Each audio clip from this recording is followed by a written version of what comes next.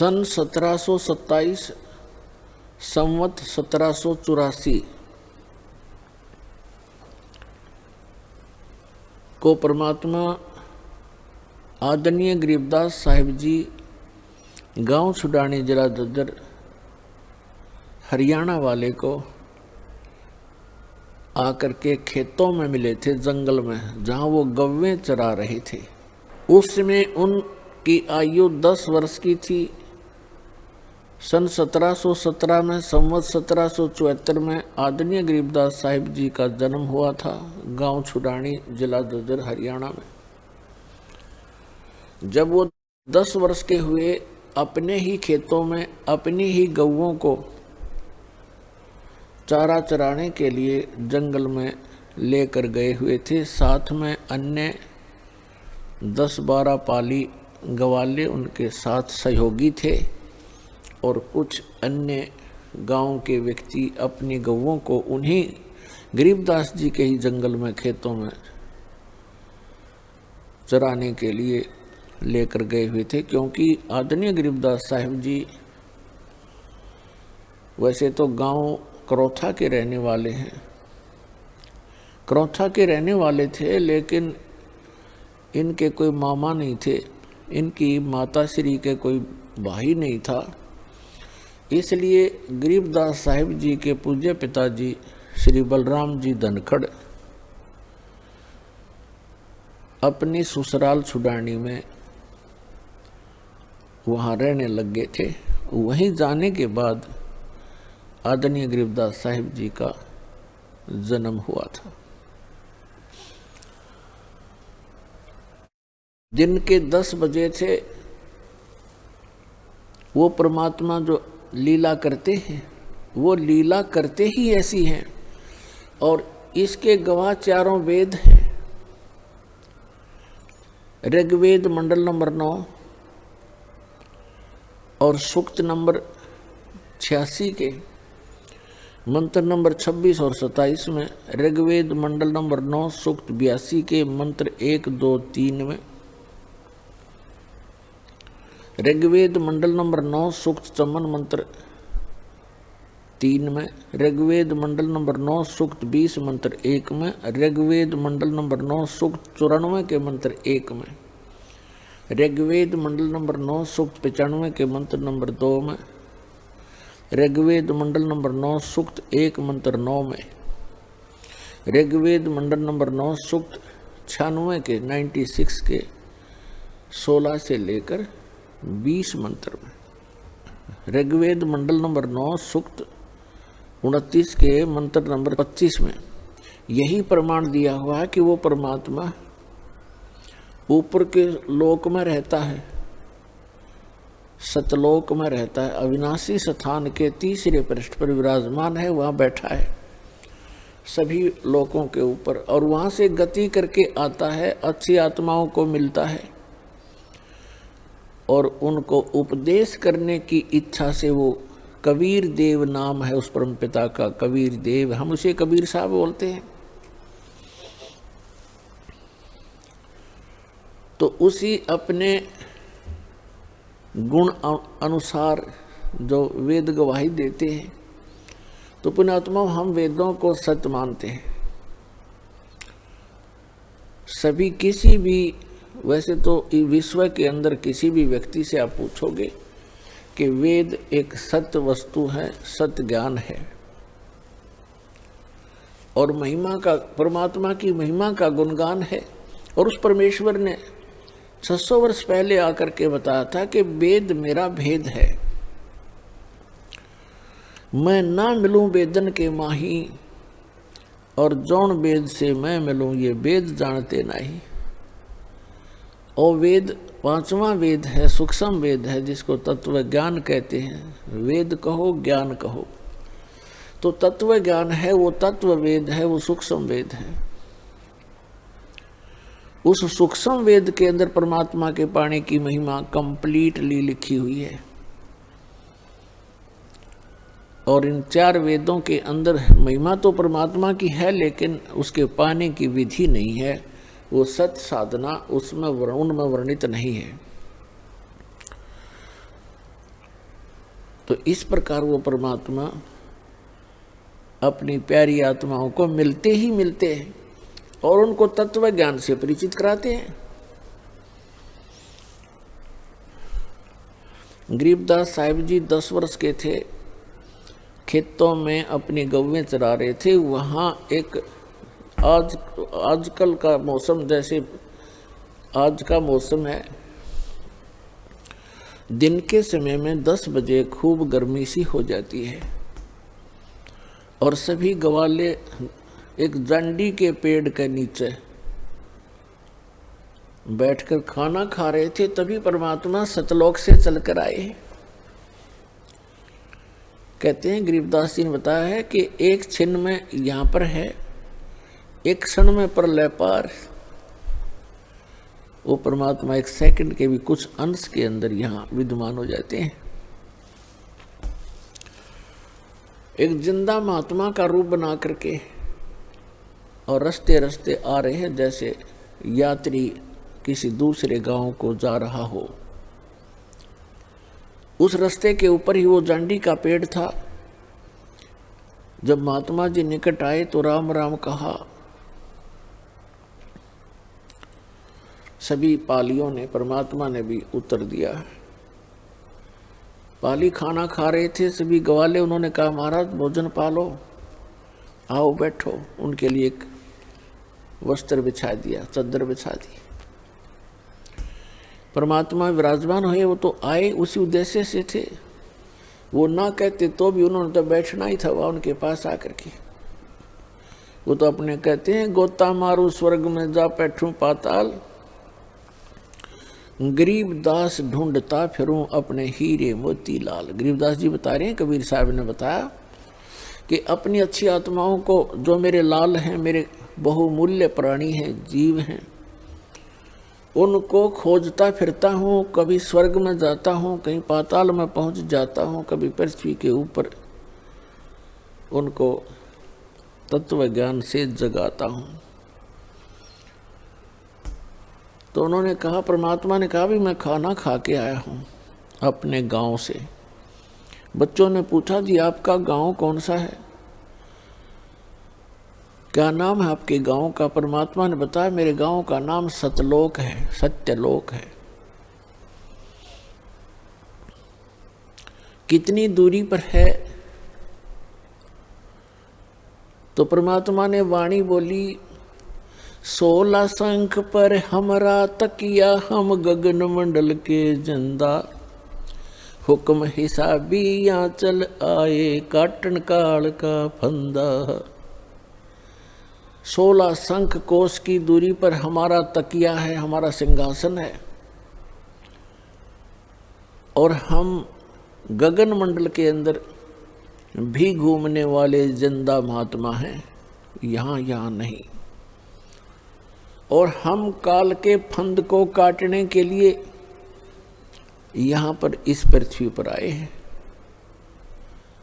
बच्चों ने सोचा कि होगा कोई 16 कोस दूर पर कोई गांव, क्योंकि पहले इतना एक दूसरे से परिचित लोग नहीं थे, गांव को नहीं जानते थे, दूसरे गांव को, दूर देश के गांव को। तो उन्होंने वो टॉपिक छोड़ दिया। फिर कहा महाराज जी भोजन नहीं खाओगे तो दूध तो पीना ही पड़ेगा।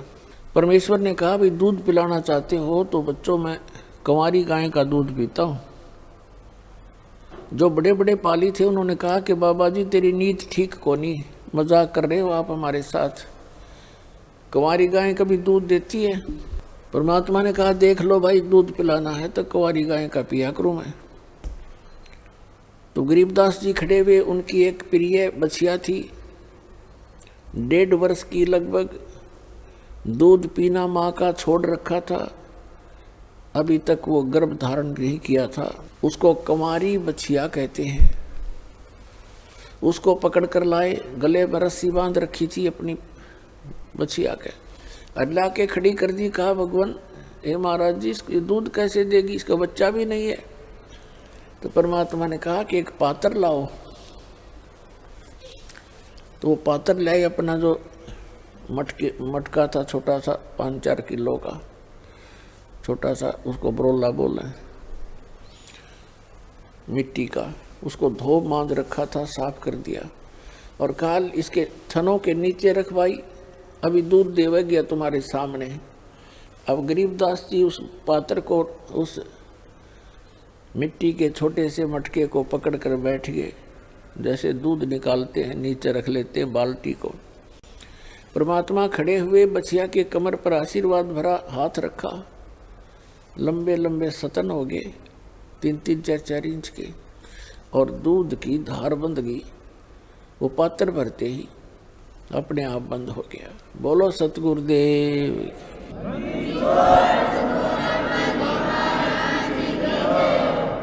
गरीबदास जी ने वो पात्र परमेश्वर को थमा दिया कि ले महात्मा जी, आपकी महिमा अपरंपार है, कुंवारी गाय का दूध निकाल दिया। उस परमेश्वर ने, कबीर साहब जी ने थोड़ा सा दूध पिया और बाकी वहां उपस्थित सभी ग्वालों से कहा कि ले पालियो, ये अमृत है बेटा, इसको पी लो। ये यहाँ का नहीं है, ये सतलोक से आया है, इस पवित्र पशु के माध्यम से। तो उन्होंने जो अन्य पाली थे, कोई 20 वर्ष का, कोई 30 वर्ष का, कोई 50 वर्ष का, कोई 40 वर्ष के आयु के, वो तो उठ कर चले गए कि हम नहीं पीवा, ये पाप का दूध है, कंवारी गां का दूध निकाल दिया जादू जंत्र करके। और फिर दूसरे तूने झूठा कर दिया, तेरी जात का पता नहीं, तू कौन जाति का है। उस समय छुआछात भी चरम सीमा पर थी। दुर्भाग्य कहते हैं सकल पदार्थ है जगमाई, कर्महीन नर पावे नाही। गरीबदास जी ने कहा कि लो महाराज, आपका अमृत, आपका झूठा दूध है भगवान, कब कब मिले हमें। और जितना पीना था वो पी लिया। तो पुण्यात्माओं कहते हैं पिछले जब से होते हैं पूर्ण हंस मुराद, ये पिछले संस्कारों से ही ऐसी प्रेरणा और परमात्मा का मिलन हुआ करता है। फिर परमात्मा जिस उद्देश्य को लेकर आए थे, 10 वर्ष के बालक को लगे ज्ञान समझाने, सृष्टि रचना सुनाई और कहा बच्चों तुम सभी सतलोक में थे और आप यहाँ इस काल के जाल में फंसे हुए हो। गरीबदास जी ने कहा कि हे भगवान, वहाँ ऐसा स्थान बता रहे हो आप कि कभी मृत्यु नहीं होती, वृद्ध अवस्था नहीं होती और वहाँ कभी सूखा नहीं गिरता। क्योंकि जिस समय गरीबदास साहिब जी छुडानी गांव में जन्मे थे, वहाँ मरुस्थल जैसा पृथ्वी थी, मरुस्थल जैसी, राजस्थान से मिलती जुलती वो अक्षेत्र था, जो वर्तमान में भी राजस्थान का तो बल्कि अच्छा हो गया होगा। और वहाँ हर एक चीज का अभाव रहता था। वर्षा हुई तो खाने के गेहूं, खाने की ज्वार बाजरा हो जाता, गेहूं तो कभी देखा भी नहीं था। तो गरीबदास जी ने कहा कि वहाँ परमात्मा ने बताया कि वहाँ बिन बादल वहाँ वर्षा होए और असंख्य वहाँ पर जो है कहते हैं असंख्य सूर्य जितना प्रकाश रहता है, ना गर्मी है, ना पाला है, ना सर्दी है, ना गर्मी है। और सदाबहार पेड़ हैं, अंगूरों के गुच्छे लगे रहते हैं, प्रत्येक के महल के सामने पार्क हैं, फुहारे हैं, बहुत अच्छे बगीचे हैं और बहुत सुंदर पहाड़ हैं वहाँ के। यहाँ तो मिट्टी के पहाड़ हैं, वहाँ पर हीरे और मोतियों के पहाड़ हैं, सुंदर मिट्टी है, उसके अंदर फलदार सदाबहार पेड़ पौधे हैं। गरीबदास जी ऐसे सुन रहे थे जैसे वो आत्मा उनकी सतलोक में ही घूम रही हो। वो परमात्मा बताते जा रहे थे और वो कल्पना करते जा रहे थे। फिर परमेश्वर ने बताया कि वहाँ दूधों की, दहियों की और बेटा अमृत की दरिया बहती है, सरोवर भरे हुए हैं। तो गरीबदास जी ने कहा क्या भगवान वो खराब नहीं होते? क्योंकि यहाँ तो दूध ऐसा है, 2 घंटे रख दे गर्मियों में, फिर उसने गर्म करे तो फट जा, बांस उठ जा। तो वहाँ दूध के दरिया चलती हैं, दूध के भरे रहते हैं सरोवर, समुद्र, तो खराब नहीं होते। परमात्मा ने कहा नहीं बेटा, वो अमर पदार्थ है। उदाहरण दिया परमात्मा ने कि जैसे ये गंगा आई है आपके भारतवर्ष में, ये गंगा का जल हमारे ही लोक से आया है, सतलोक से।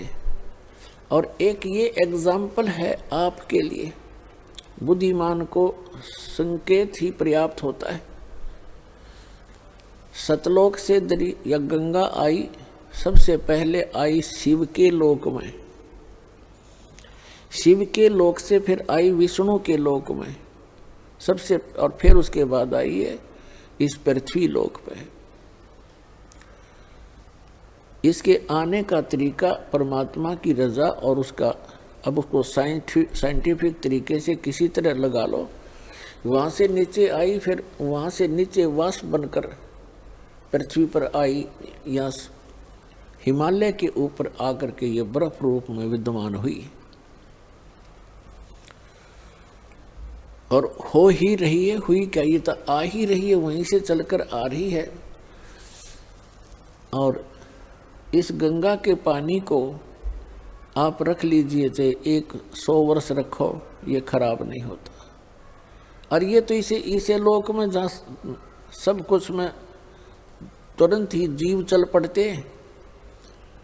ये कितना सुंदर शरीर है, मृत्यु के उपरांत 2 दिन इसका अंतिम संस्कार ना करो, इसमें जीव पड़ जाएंगे सारे में।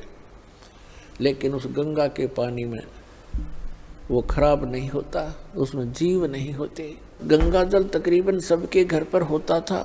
इस बात से गरीबदास जी खूब परिचित थे कि 3 वर्ष पहले हमारी माता किसी के साथ गई थी और गंगा का जल लाई थी,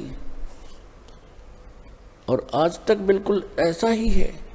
तो उन्होंने बड़ी रुचि हुई कि भगवान मुझे वो स्थान दिखाओ जहाँ हम पहले रहा करते थे। परमात्मा आए इसलिए थे, हम जीवों के लिए अपने गवाह तैयार करने के लिए, कि मेरे प्रत्यक्ष दृष्टा हों, मेरे साक्षी बने मेरे बच्चे, ताकि आने वाली वो पिछली पीढ़ी में मुझे पहचान सके कि कबीर इज गॉड। तो परमात्मा उनको सतलोक में लेकर गए, अपनी प्यारी आत्मा गरीबदास साहिब जी को। शरीर नीचे रह गया, आत्मा सूक्ष्म शरीर, फिर कारण शरीर, सब फिर वहाँ जा कर के उसका अपना ओरिजिनल शरीर जो वहाँ हमारा था, वो उसमें वो मानव शरीर सदृश ही है, लेकिन उसका पूरी बॉडी का 16 सूर्य जितना प्रकाश है। और परमात्मा यानी परम अक्षर ब्रह्म का, सत्य पुरुष का, कबीर जी की का वहाँ शरीर का इतनी रोशनी है, इतना प्रकाश है, जैसे करोड़ सूर्य करोड़ चंद्रमा मिला दे एक रोमकूप में। तो परमात्मा भी मनुष्य जैसा ही है, लेकिन सामर्थ्य में अंतर बहुत है, शक्ति में बहुत अंतर है। तो इस प्रकार गरीबदास जी को परमात्मा ऊपर लेकर गए, ब्रह्मा विष्णु महेश का लोक दिखाया, धर्मराज का लोक दिखाया, ये नकली सतलोक दिखाए, और यहाँ के ये स्वर्ग लोक दिखाए, नरक लोक दिखाए, इंद्र का लोक दिखाया, सभी ऊपर को लेकर गए, जहाँ काल रहता है वो स्थान दिखाया। और 11वां द्वार पार करके अक्षर पुरुष के लोक में प्रवेश किया, फिर 12वां द्वार पार करके सतलोक के अंदर प्रवेश हुए, भंवर गुफा के पार करके।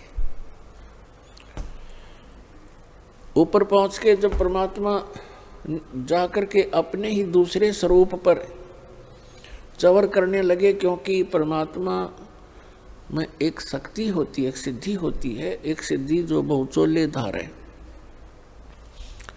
तो परमात्मा अन्य रूप बनाकर नीचे आते हैं और एक रूप में सिंहासन पर वहाँ विराजमान होते हैं। जो सिंहासन के ऊपर राजा के समान मुकुट पहने हुए, छत्र के नीचे बहुत बड़े गुम्बद के अंदर परमात्मा वहां बैठे थे सिंहासन पर, उनके एक रोम में करोड़ सूर्य मिला दे, करोड़ चंद्रमा, इतनी रोशनी थी उस परम पिता की। और नीचे से जो जिंदा महात्मा के रूप में वही परमात्मा अपना अन्य रूप धारण करके गए थे, अन्य वेश में, वो जिंदा महात्मा का रूप था। जिंदा कैसे होते हैं? मुसलमानों के अंदर जिंदा महात्मा होते हैं, काला टोप पहनते हैं छोटे से वाला, एक काला ही ओवर कोट पहनते हैं घुटनों से भी नीचे तक, पिंडलियों तक का, और एक कच्छा पहनते हैं घुटनों तक का। ऐसी वेशभूषा वाले को जिंदा महात्मा कहते हैं। जैसे कोई गिरी है, पुरी है, उनकी पहचान अलग है, कोई वैष्णव साधु है उसकी अलग पहचान है, ऐसे ही जिंदा महात्मा के रूप का अलग पहचान है। तो वहां परमात्मा ने जाकर के एक चंवर रखा था। कबीर परमात्मा जो नीचे से गए थे, वो चंवर उठाकर उस सच्चे दरबार से और अपने ही दूसरे रूप जो सिंहासन पर विराजमान थे डबल रोल करने लगे, उनके ऊपर चंवर करने लगे ऐसे। अब गरीबदास जी सोच रहे हैं, देख रहे हैं कि भी भगवान तो ये है जिसके ऊपर बाबा जी चंवर कर रहे हैं, और कितने सुंदर है, कैसा नूर है, ऐसा प्रकाश कभी देखा नहीं, और यहाँ का लोक है भगवान। वहाँ तो मन चक्रित हो जाता है। तो गरीबदास जी इतना सोच ही रहे थे कि भगवान तो ये है, और कितना सुंदर लोक यहाँ का, देखते भी मन नहीं भर रहा है, आत्मा तृप्त नहीं हो रही है। कभी उस सुंदर मनोहर लोक को, द्वीप को देख रहे हैं, वहाँ के नज़ारा देख रहे हैं, कभी परमात्मा के चेहरे को देख रहे हैं जैसे बालक देखा करते हैं। फिर मन में सोचने लगे कि ये नीचे से जो महात्मा आए हैं, ये इस भगवान के कोई सेवक होंगे, नौकर नाकर हैं, ये सर्वेंट होंगे इसके। इतना सोच ही रहे थे। वो असंख्य ब्रह्मांड के सिंहासन पर विराजमान जो तेजों में रूप था भगवान का, वो खड़ा हुआ और ऐसे प्रार्थना करके कहा, विराजिए भगवान। जिंदा महात्मा के रूप में मालिक उसमें बैठ के असंख्य ब्रह्मांड के सिंहासन पर, और वो तेजों में शरीर जो खड़ा होकर के चंवर लेकर के जिंदा महात्मा जो सिंहासन पर विराजमान थे चंवर करने लगे। अब गरीबदास जी सोच रहे हैं कि बाबा जी तो बड़ांडी भाई, इस पर भगवान चंवर करे, इसका पूजा सेवा कर रहा है। इतना सोच ही रहे थे, इतने में तेजों में शरीर जिंदा वाले स्वरूप में समा गए, और अकेले जिंदा महात्मा के रूप में परमात्मा असंख्य ब्रह्मांड के कंट्रोलर और सृजनहार के सिंहासन पर बैठे, और उनका इतना ही तेजों में शरीर हो गया। तब परमात्मा ने कहा कि गरीबदास बेटा, ये तुम्हारा निज स्थान है, यहाँ वैसी ही सृष्टि है, नर और नारी हैं। ये कितने सुंदर बाग बगीचे भरे पड़े हैं, कितनी सुंदर महक उठ रही है वहाँ पर, और कितनी प्यारी प्यारी आवाज़ घंटियाँ बज रही हैं, यहाँ पर धुन हो रही है। ओए होए। अब गरीबदास जी से कहा कि बेटा, मैं बनारस के अंदर, काशी के अंदर 120 वर्ष जुलाहे के रूप में, धानक रूप में रहा था, और मैंने वहाँ अपना प्रचार किया। एक धर्मदास नाम के वैसे थे, सेठ थे, उनको मैं मिला, उनको बहुत अच्छी तरह समझाया, और बेटा 120 वर्ष वहाँ रह करके मैं फिर वापस यहाँ आ गया था। अब तुझे इसलिए लेने गया मैं कि आप भगवान को पहचान कर संसार में जाकर के आंखों देखी महिमा का वर्णन करोगे, ताकि आने वाले समय में परमात्मा के बच्चे, मेरे बच्चे मुझे पहचान सकेंगे। अब परमात्मा ने अपने आशीर्वाद से उनका उनकी दिव्य दृष्टि खोल दी, उनका ज्ञान योग खोल दिया और उसके अंदर अपना तत्व ज्ञान फीड कर दिया।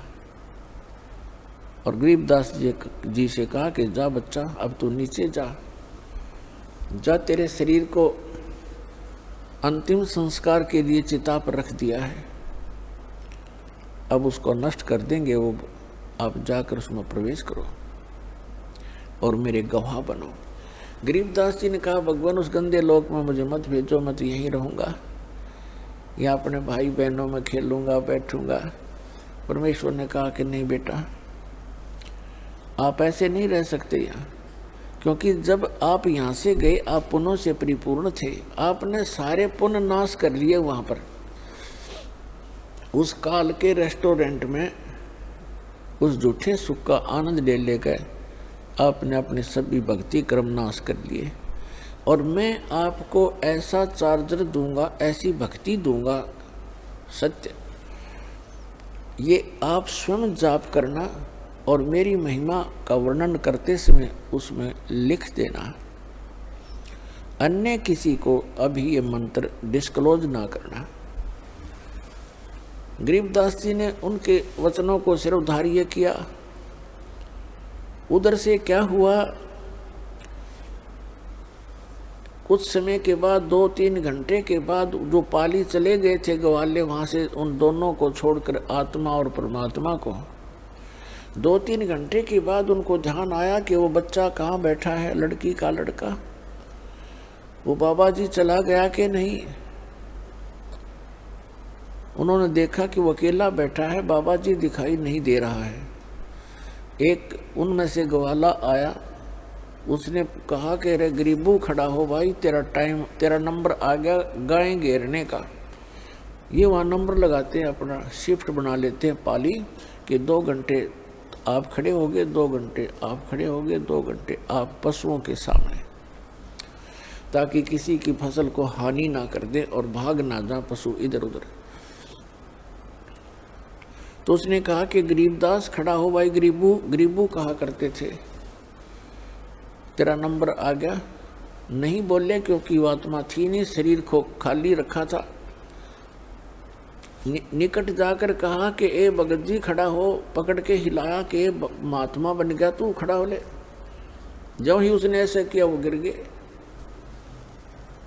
अब वो एकदम घबरा गया, सभी पालियों को आवाज लगाई कि दौड़ के आओ, भागो भागो। ये लड़की का लड़का मर गया। 2 पाली गांव की तरफ दौड़े। 1.5 किलोमीटर की दूरी पर छुरानी गांव था उस स्थान से जहां पर ये परमात्मा प्रकट हुए थे। गांव में पता चला 30-40 घर होते थे, पहले छोटे गांव हुआ करते थे। सारे गांव में एकदम सन्नाटा छा गया। जिसने भी सुना वही उस स्थान की तरफ दौड़ लिया। बूढ़े क्या, बच्चे क्या, माई क्या, बहन क्या, सभी चल पड़े। वहां से बच्चे कोई 100 को घर लाए। घर ला करके फिर शाम के समय अंतिम संस्कार के लिए चिता पर रख दिया। उसी समय परमात्मा ने अपनी प्यारी आत्मा गरीबदास जी को उनके शरीर में प्रवेश कर दिया। अब जो ही आत्मा प्रवेश हुई, उनके अंदर वो ज्ञान फीड कर दिया था। वही वाणी उठते ही, चिता के ऊपर से उठते ही ये वाणी बोलने लगे, अनंत कोट ब्रह्मांड का एक रति नहीं भारे, सतगुरु पुरुष कबीर हैं कुल के सिरजनहारे। अलल पंख अनुराग है सुन मंडल रे थीरे, दास गरीब उधार दिया सतगुरु मिले कबीर। अब गांव वालों ने सोचा ये लड़का मेंटल हो गया, बाबा जी के जंतर मंत्र का दूध पी के एंड बैंड बोल रहा है, पता नहीं क्या बक रहा है उआ बाई, क्योंकि वो समझ कैसे सके इस गूढ़ रहस्य को।